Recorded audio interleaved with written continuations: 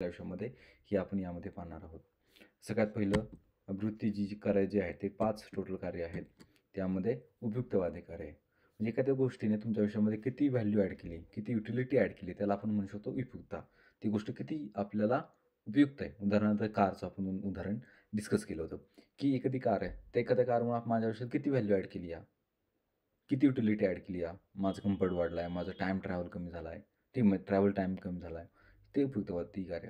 तर ॲटिट्यूडमुळं काय होतं, ॲटिट्यूडमुळे आपल्याला अ, जसं आपण म्हटलं, की आपल्याला जे फायदेशीर गोष्टी आहेत, त्यांच्याविषयी आपला ॲटिट्यूड जो आहे, अभिवृत्ती जी आहे, ती सकारात्मक राहते. आणि ज्यांच्याकडून आपल्याला त्रास होणार आहे किंवा नकारात्मक किंवा त्यांना नुकसान होणार आहे, त्या गोष्टीविषयी आपली अभिवृत्ती जी आहे, ती निगेटिव्ह राहते. उदाहरणार्थ आपण साखरेचं उदाहरण घेतलं होतं, की साखर माझ्या शरीराला हानिकारक आहे. ठीक आहे. माझी आकलनात्मक, भावनात्मक आणि गुणवर्तनात्मक वृत्ती याविषयी बदलते. मी साखर कमी करतो. मी त्याऐवजी काय पितो? रेग्युलर चहाच्या ऐवजी ग्रीन टी पितो. हे झालं उपयुक्तवादी कार्य. सेकंड समायोजन कार्य. मनुष्य जन्मापासून मृत्यूपर्यंत वेगळ्या परिस्थितीमध्ये वाढतो.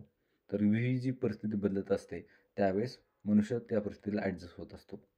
तुम्हाला लक्षात येतंय, की आपण एक मागच्या वेळेस उदाहरण पाहिलं होतं, की जो एक कॉर्पोरेट क्षेत्रामध्ये काम करणारा व्यक्ती आहे, प्रचंड भली मोठी सॅलरी आहे, बक्कळ पैसा खर्च करतोय आणि अचानक जागतिक मंदी येते आणि त्याची नोकरीवरून त्याला काढून टाकलं जातं. मग त्याचा पैशाविषयीची वृत्ती काय होते? बदलते. अगोदरची तुफान मतलब भरपूर पैसा आहे.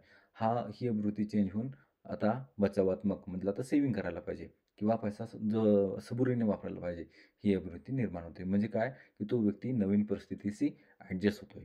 त्याला म्हणायचं समायोजन.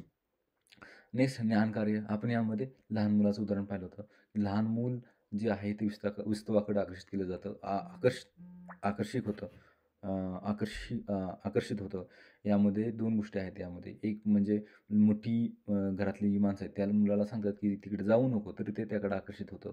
लाल रंगाकडे आकर्षित होतो. त्याला पकडण्याचा प्रयत्न करतं. पण ज्यावेळेस ते पकडतो, नुसतं हातामध्ये घेतं, त्यावेळेस बाळाला काय बसतो? चटका बसतो आणि ते मूल पुन्हा त्या विस्तवाकडे आकर्षित होत नाही. यातून त्याला काय मिळतं? ज्ञान मिळतं, नॉलेज मिळतं, की हे भासतं आपल्याला टच नको करायला. त्याची अभिवृत्ती त्याविषयीची आकर्षणाची होती ती आता अनाकर्षणाची तयार होते. ठीक आहे. किंवा त्यापासून पळून जाण्याची अभिवृत्ती तयार होते. नेक्स्ट आपण डिस्कस केलं होतं स्वबचावात्मक कार्य. स्वबचावात्मक म्हणजे सेल्फ प्रोटेक्शन किंवा सेल्फ प्रिझर्वेशन किंवा इगो डिफेन्सिव्ह कार्य याला असं आपण म्हणू शकतो.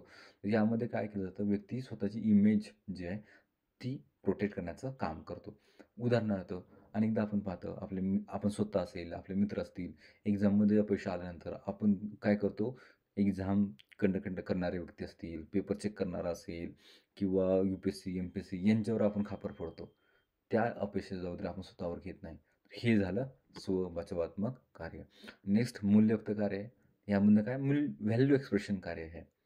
आपण यामध्ये जपानच्या प्लेयरचं उदाहरण पाहिलं होतं, की सॉरी प्लेयर नाही, प्रेक्षकांचं उदाहरण पाहिलं होतं. फुटबॉलची मॅच संपली होती आणि जापनीज प्रेक्षक जे आहेत, जापनीज लोकं जे आहेत, ते स्टेडियम साफ करत होते. त्यातून त्यांचं मूल्य कोणतं व्यक्त होतं? स्वच्छतेविषयीचं मूल्य, त्यांचं सकारात्मक अभिवृत्ती त्यातून व्यक्त होते. तर ही 5 कार्य आहेत, जी ॲटिट्यूड किंवा वृत्ती करत असतात.